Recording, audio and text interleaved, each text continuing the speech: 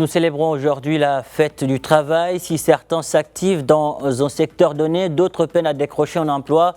Au Maroc, selon le HCP, au premier trimestre de 2025, 80,6% des ménages s'attendent à une hausse du chômage au cours des 12 prochains mois. Du côté du gouvernement, on accélère la cadence sur les routes de la mise en œuvre de la feuille de route du secteur de l'emploi avec une enveloppe budgétaire d'environ 15 milliards de dirhams. Et pour en parler, nous sommes avec Abdelrani Youmni, économiste, spécialiste des politiques publiques. Il est en direct de Rabat avec nous.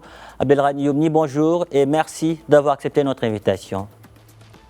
Monsieur Cher Pape Diouf, bonjour et merci pour l'invitation et je félicite tous les travailleurs pour cette journée du travail et de l'emploi, parce qu'il faut rajouter le mot emploi dans cette journée du 1er mai, tous les travailleurs du monde et du Maroc et aussi tous les employés de tous les secteurs. Merci et bonne fête à vous également. Alors, d'abord, aujourd'hui, que disent les chiffres concernant le chômage au Maroc et son évolution depuis leur évolution plutôt depuis la pandémie de Covid-19? Écoutez, d'abord, la population active au Maroc, c'est à peu près 28 millions d'actifs. Sur les 28 millions, on a 15 millions d'actifs qui sont en dehors de l'emploi, du secteur d'activité. On a seulement 12,8 millions de population vraiment en activité qui travaillent. Donc, on a à peu près la moitié qui est en dehors.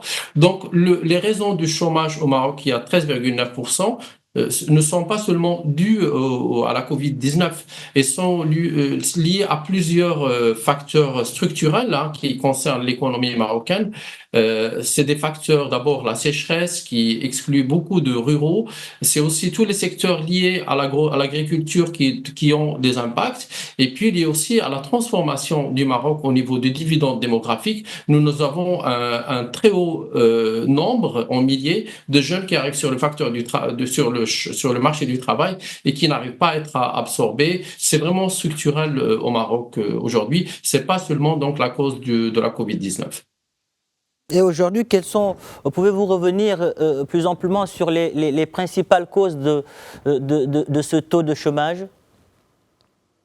Écoutez, il y a un rapport de l'OCDE qui est très clair sur le cas du Maroc, qui dit que le Maroc ne profite pas assez de son dividende démographique des jeunes. Nous avons à peu près plus de 65% des jeunes de 15-34 ans qui sont au chômage. C'est structurel. Alors, vous me questionnez sur les causes. Les causes, elles sont liées à la nature de notre formation professionnelle qui n'est pas liée à l'employabilité. Nous avons aussi un tissu d'entreprise qui est surtout un tissu de franchise. On n'a pas beaucoup d'industrie. Comme vous regardez dans les nombres, nous avons à peu près seulement 12% d'emplois industriels et manufacturiers. Donc, vous avez la réponse de la cause du chômage. Nous avons 40% dans le secteur du commerce et des services. Et donc, c'est pas la high-tech, c'est seulement le commerce populaire et aussi le commerce, le marché, tout ce qui est commerce, tout ce qui est marchandises. Et donc, c'est le secteur manufacturier sur lequel on doit travailler. Toutes les politiques depuis 25 ans, depuis 30 ans n'ont pas pu restructurer le secteur industriel pour qu'il emploie les jeunes et pour qu'il crée de l'emploi de qualité au Maroc. Donc si je vous entends bien, vous voulez dire que les politiques publiques ne sont pas assez efficaces? C'est compliqué. Écoutez, c'est pas l'État qui crée les entreprises. L'État, il mène des politiques monétaires ou budgétaires, des politiques fiscales pour encourager les entreprises. Nous n'avons pas de fleuron entrepreneurial au Maroc qui peut créer de l'emploi productif manufacturier. Il y a eu des tentatives. Vous savez qu'aujourd'hui, on a un secteur automobile et aussi on a un secteur aéronautique et on a un secteur sur la microélectronique. Ce sont tous des secteurs qui sont portés par la co-industrialisation, par des entreprises étrangères. Nous n'avons pas de fleuron à part l'OCP, l'Office chérifien des phosphates, qui crée de l'emploi industriel. Donc, et si on veut revenir à l'histoire du Maroc, dans les années 60-70, on avait déjà des entreprises dans le secteur de l'automobile et de la mobilité. On avait Volvo, on avait DAF, on avait Berly, on avait la Somaca. toutes les entreprises aussi étrangères. Et donc, je crois que la réponse, elle est sur d'abord la formation professionnelle, elle est sur la formation des ingénieurs. Monsieur Chito voulait sortir 10 000 ingénieurs par an, on n'a pas réussi. Maintenant, il faut sortir le double pour qu'on puisse faire une mise à niveau de notre économie. Et puis, de notre industrie, il faut que nos entrepreneurs marocains aillent vers le manufacturing, c'est-à-dire créer des entreprises pour améliorer l'employabilité. Puis nos universités, elles ne sont pas en phase avec les besoins économiques du Maroc. J'ai regardé ce que vous avez présenté, Monsieur Pape Diouf, depuis le début. Ben, nous avons un Maroc qui roule pas dans le sens de nos universités et de nos formations professionnelles. Et on aura un vrai besoin en capital humain et on doit faire cette mise à niveau pour créer de l'emploi. Donc il faut une formation adaptée au marché de l'emploi, au marché du travail.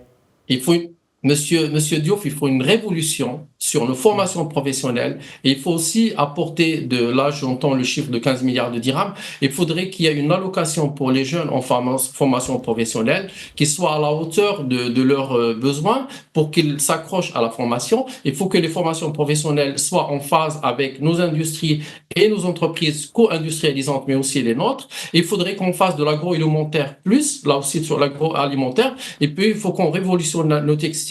Monsieur Diouf, sur nos Marocains en activité, on a seulement 18,9% de femmes. Donc là aussi, on n'a pas d'équité sur le marché de l'emploi. Ça fait 5 ou 6 ans que le taux d'emploi des femmes baisse. Et ça aussi, c'est pas normal. Récemment, hier, c'est-à-dire mardi, lors d'une réunion présidée par le chef du gouvernement, consacrée notamment à la mise en œuvre de la feuille de route concernant la question de l'emploi, il a été annoncé le lancement sous peu d'un programme de création ou d'ouverture de crèches pour permettre à ces femmes-là de décrocher un emploi. Aujourd'hui, que vous évoque ce genre de programme? Écoutez, d'abord, je trouve que la décision du gouvernement, elle tombe à point nommé. C'est une excellente décision. Maintenant, on va pas absorber les 13,9% de chômeurs en 10 mois, 8 mois. C'est-à-dire que les programmes de transformation pour arriver à de l'employabilité, ils doivent démarrer au collège, au lycée, dans les centres de formation professionnelle, puis dans les universités qu'on doit révolutionner avec plus de recherche au développement. Si on veut faire du Maroc un réel pays émergent par l'industrie, parce qu'on ne doit pas être émergent par le tourisme, alors tout ce qui se fait, c'est très positif, mais il faut révolutionner l'OFPPT. Il faut aussi apporter de l'argent dans l'OFPPT, mais aussi apporter des ressources qui soient très compétentes pour accompagner le Maroc de demain, que j'ai vu dans vos informations, avec le port d'Atlantique que j'ai déjà visité, le port de Nador, mais aussi la volonté du Maroc d'attirer des chaînes de valeur globales. Donc, c'est pas seulement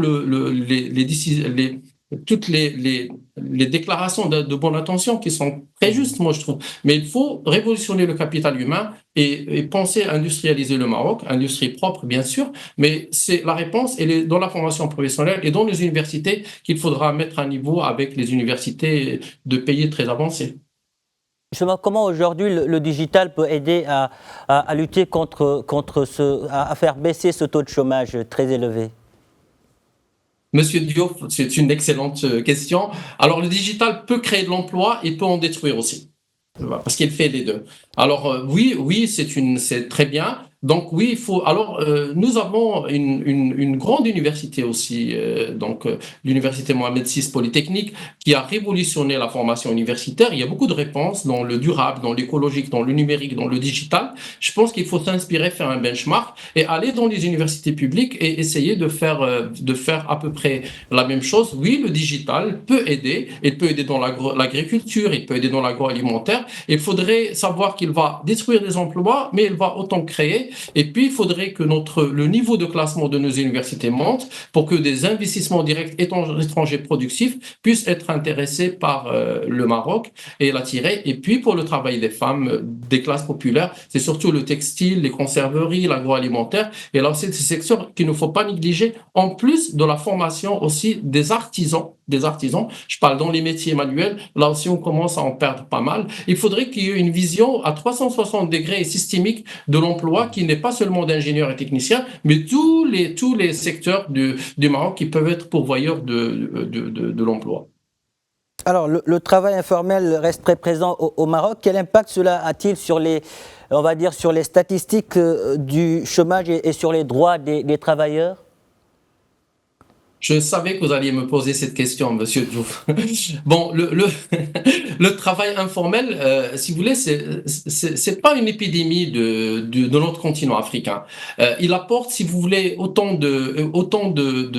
si vous voulez, de carburant à l'économie qu'il en enlève. Oui, le travail informel sera toujours présent tant qu'on n'a pas structuré nos économies, parce qu'il faut structurer les économies. On ne peut pas fiscaliser les pauvres quand ils ne sont pas producteurs de valeur ajoutée. Je vous ai dit tout à l'heure qu'on a la moitié des Marocains qui travaillent dans le service et dans le commercial et dans l'économie populaire. Et tant qu'on n'a pas transformé la formation professionnelle et qu'on n'a pas apporté vraiment des mesures et des réponses qui sont vraiment très avancées pour que le pays soit à l'image de ce que le monde regarde de nous et que Sa Majesté aussi voudrait de ce pays, tant qu'on n'a pas fait ça, je ne pense pas qu'on apportera les réponses. Il ne faut pas toujours faire des procès au travail informel. Le travail informel existe même dans les pays très développés. Ça fait partie de l'économie. Il faut le restructurer, le fiscaliser pour qu'il y ait de la protection sociale pour cette partie de la population. Mais l'informel aussi existe dans le plus haut niveau de l'économie marocaine. Il touche toutes les strates de notre économie. Alors, dites-nous aujourd'hui, quelle piste ou réforme prioritaire recommanderiez-vous pour réduire durablement le chômage, mais aussi améliorer la qualité de l'emploi dans le royaume? Écoutez, Monsieur Diouf, moi, j'ai pas d'instruction à donner au chef du gouvernement, au gouvernement marocain. Moi, je pense ce qu'il faudrait faire. Il faudrait regarder l'OFPPT et la réformer.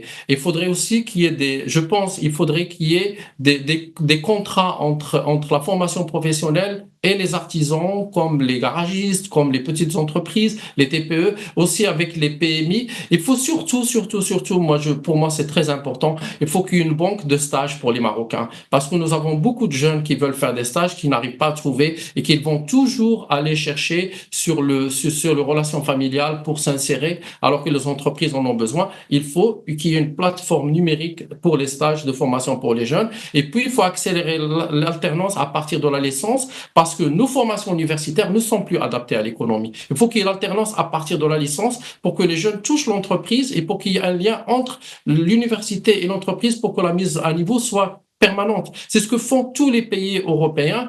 Par exemple, je vous donne le cas de la France. On était à 350 000 apprentis. On est passé à 1 million d'apprentis. Et ça a créé beaucoup d'emplois et ça a créé beaucoup de synergie entre l'entreprise et le milieu universitaire et les centres de formation professionnelle. Abdelrahmani Youmni, merci pour toutes ces précisions. Merci d'avoir répondu à nos questions. Merci, Monsieur Diouf, pour votre invitation. Merci.